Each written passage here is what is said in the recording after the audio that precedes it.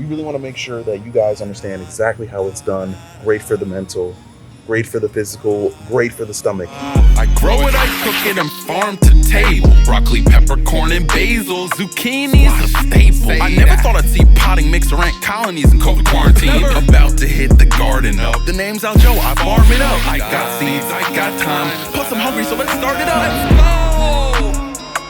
aLJo, quarantine, gardening.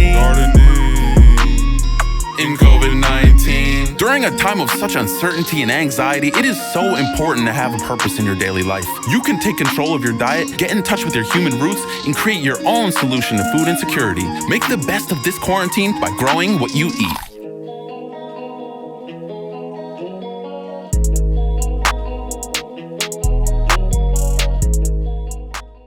In this episode of Quarantine Gardening, I'll tell you all about propagation. I'll show you how I grew completely new plants from basil and rosemary clippings that came straight from my garden. I have an awesome rosemary bush outside, but I wanted to start another one. One of the cool things about this herb is that you can actually propagate it, meaning I took a cutting below the node of the basil, which is the location on the main stem that the leaves grow from. So I clipped below that, filled the cup with water, and made sure the lower stem of the cutting was submerged. This will encourage root growth, and after a few weeks, we'll see propagation results. All right, we're taking a look back at our basil and our rosemary. We took cuttings of a healthy plant about 10 days ago. I've had to refill the cup because the water will either evaporate or get taken through the plant. You can tell they're healthy.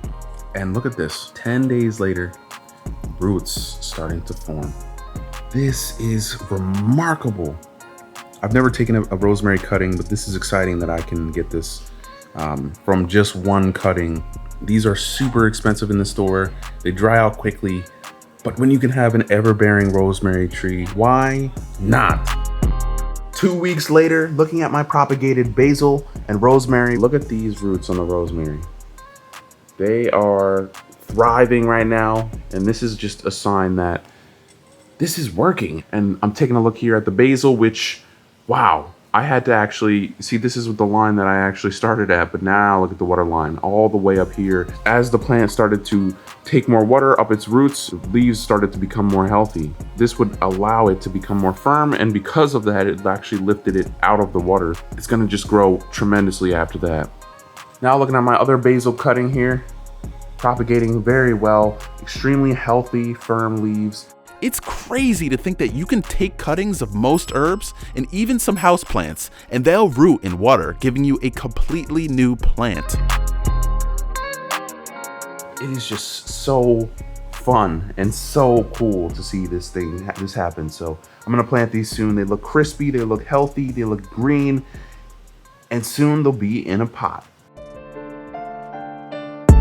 It is day 22. Check how long these roots are.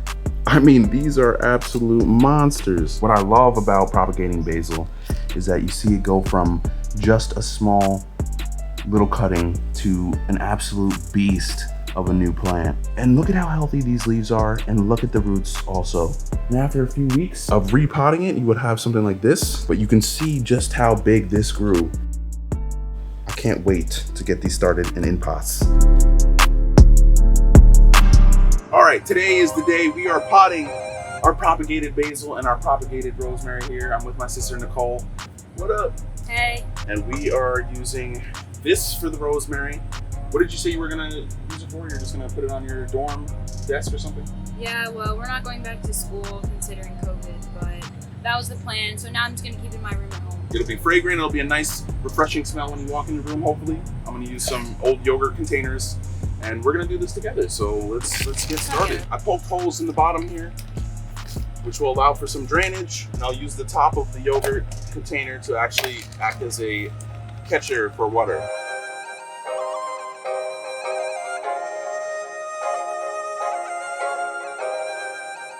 Look at this mosquito bite. Ew, that's disgusting. There are plenty of plants that actually have this capability. Great for the mental, great for the physical, great for the stomach. This looks like pesto sauce. pesto sauce. Steaks with rosemary. Oh, I could use a nice rosemary steak right now.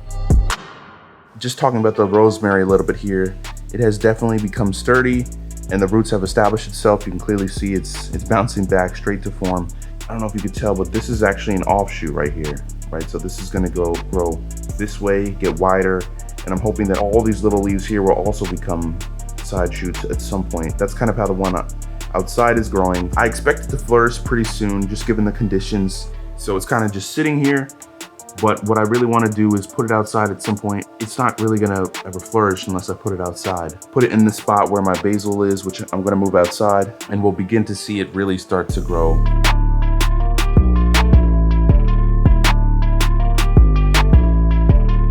This super easy method of propagation is innovative, resourceful, and a great way to ensure your cooking is never herb-free. Plus, who doesn't love unlimited basil? Let's say we lose an entire basil plant, which, thanks to the storm, I did. The challenge now is to recover this, put the roots, submerge them in water, regrow this plant, and then repot it. All right, the first step is I needed to find something I could put outside and submerge the bottom stem, the roots of this basil, in some water. I used a leftover yogurt container and found, because I'm missing the top, I found something that would work. But not only is it a covering, I cut it perfectly so that the hole in the center would be the circumference of the stem. Here is the basil plant that fell off during the tropical storm. The roots are still somewhat there. They definitely tore off. Thankfully, because of the propagating method that we learned and discovered, we're gonna actually be able to recover this. And look at that, perfect size, just guesstimate. I might have to cut a stem, but I think for the most part, oh, there it goes. I'm gonna find a location, put it against a wall, and let's see if it works. I'm actually gonna have to take some of these stems off because it's just a bit too low. The center of gravity is very high, and so it's tilting.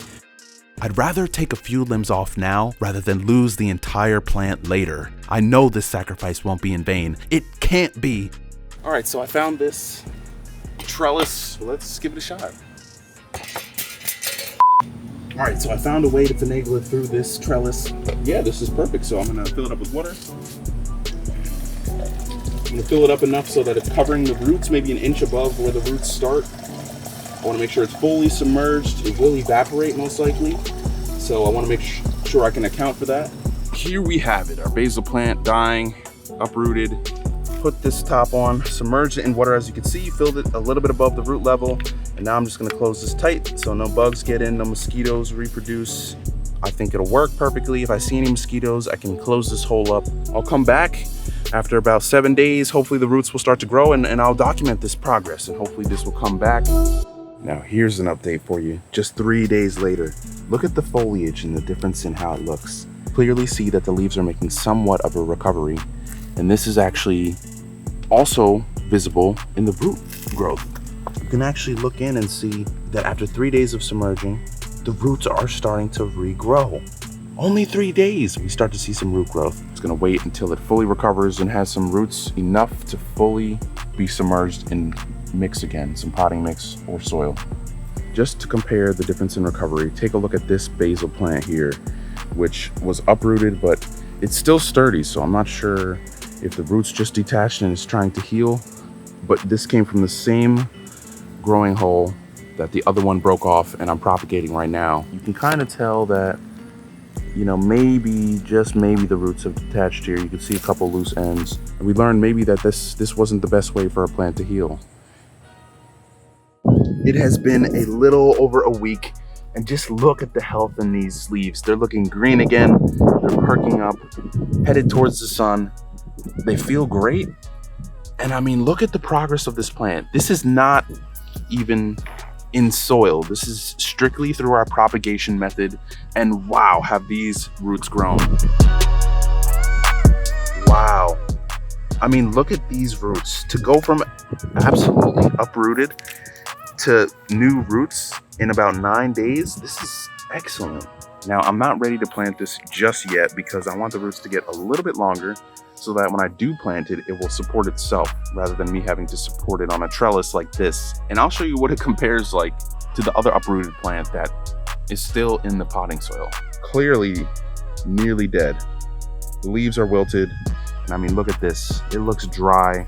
It is just straight up broken from the roots and clearly not going to be recoverable at this point. I mean, maybe if I were to propagate it like I did my other one, it probably would grow roots because the basil is an amazing plant and plants are amazing organisms. But for now, we're just gonna let this one go out.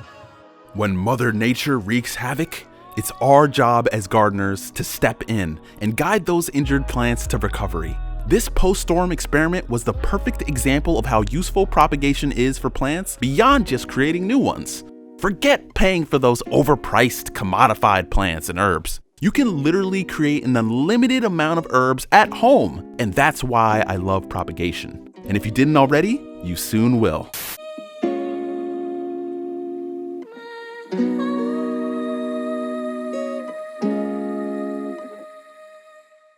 I grow it, I cook it, I'm farm to table. Cauliflower, okra, eggplant, and basil. Zucchini, that's a staple. Gardening, I'm about to hit my garden up. The name is aLJo, yeah, I'll farm it up. I got seeds and I got time and I'm pretty hungry, to be honest, so it started up. Never thought I'd see potting mix and ant colonies in COVID quarantine.